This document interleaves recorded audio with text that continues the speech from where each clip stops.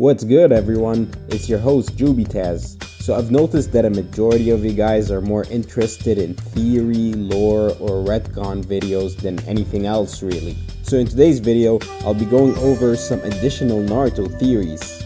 Now this is a follow-up video, so if you haven't already seen my first one, then I highly recommend that you do. I got the link in the description. Now I decided that I'll only be tackling 3 theories today, as opposed to 5 as last time, since I couldn't find all that many, and I didn't want to come with any subpar theories. I figured quality over quantity. Also, it's not that easy to find legitimate Naruto theories, so if you guys could show the channel some support, that'd really mean a lot.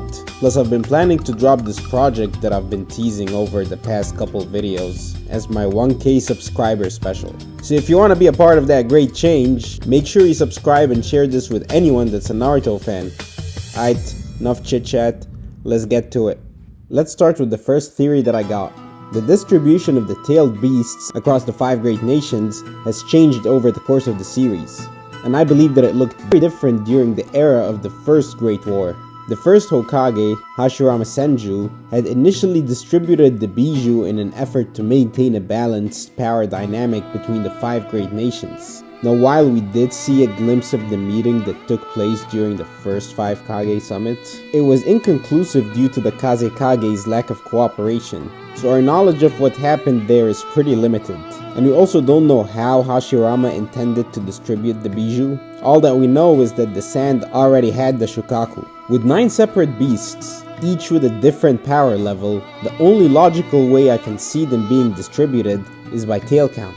And you can actually see a pattern that takes place. The total number of tails that the village has must equate to 9. The village hidden in the mist had the 3 tails and the 6 tails. The village hidden in the stones had the 4 tails and the 5 tails. And the village hidden in the leaves had the 9 tails. The only exception to this rule were the sand and the cloud, or at least that's the case during the later eras. In order to have a balance between the power distribution of the 5 great nations, Hashirama had to make sure that every village was equal. So he gave the sand village the 8 tails, and he gave the cloud the 2 tails and the 7 tails. Now I know what you're gonna say. Doesn't the 7 tails belong to the hidden waterfall? I was just about to get to that. That's how the initial distribution looked. But there was an incident that took place that changed all of that. The elders of the hidden waterfall sent an assassin, Kakuzu, to kill the Hokage. Why? Maybe because they were excluded out of the Jinchuriki trade? I don't know. But they're pissed.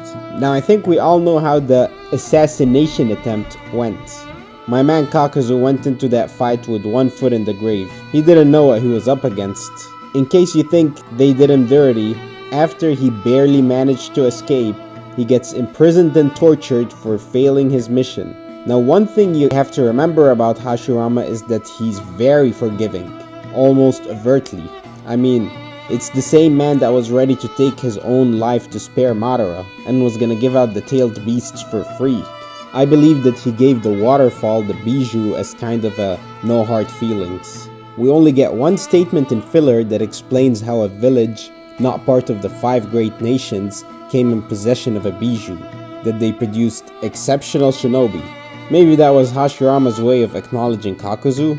Hashirama was so overpowered that he never saw any of the other villages as a threat. So when one acted out, he just saw it as an angry child and gave it something to keep it quiet. As for the cloud, that was supposed to get the 7 tails, he made it up for them by giving them the 8 tails instead, which is much stronger anyways.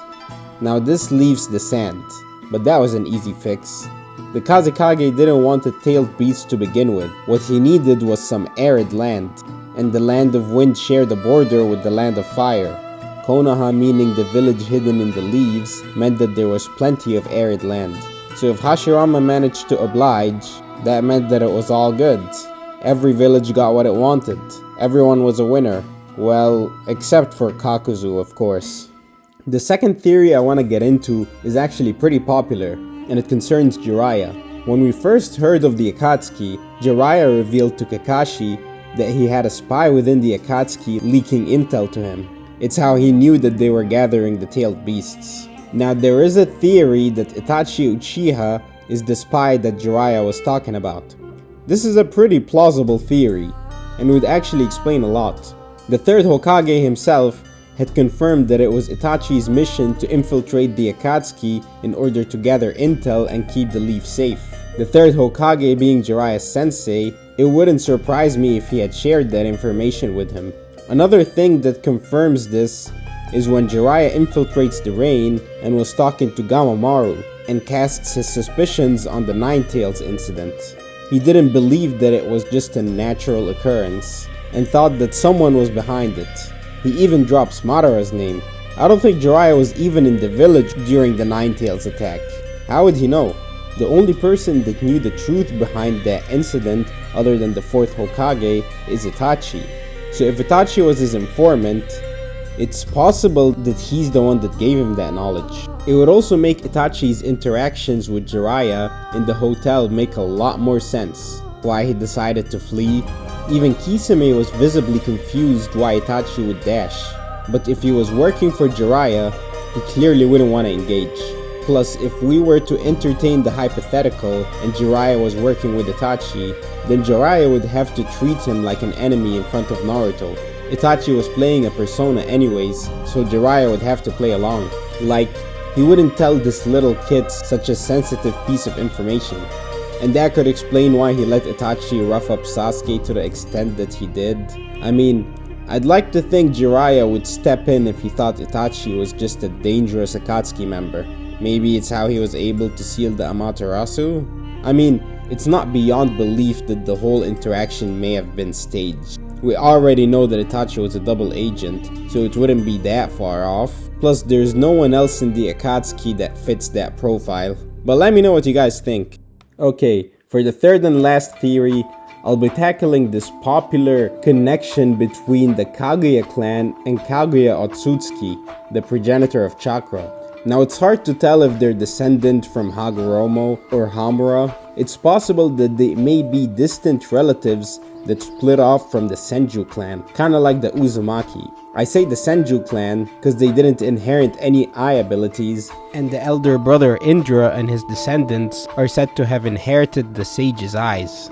And Hamura was on the moon, and due to their name, I'd assume they renounced Hagoromo's teachings and favored Kaguya instead, naming their clan after the rabbit goddess, the Kaguya clan. And it could make sense, like it fits their profile.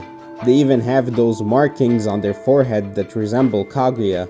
The Kaguya clan was a bloodlusted clan that loved going to war. They had an urge for barbaric slaughter. They didn't even go into battles with any tactics. They just ran in there like a bunch of savages and attacked anyone in their way.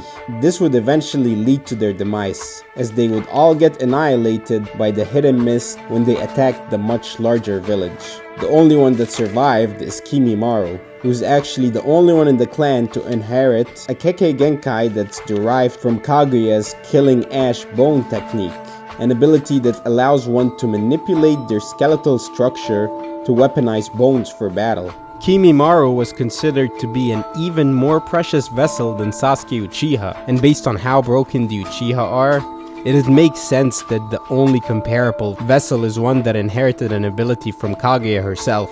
However, due to the deadly disease that Kimimaro was stricken with, Sasuke was selected as the vessel instead. And that's really all I got about the Kaguya clan.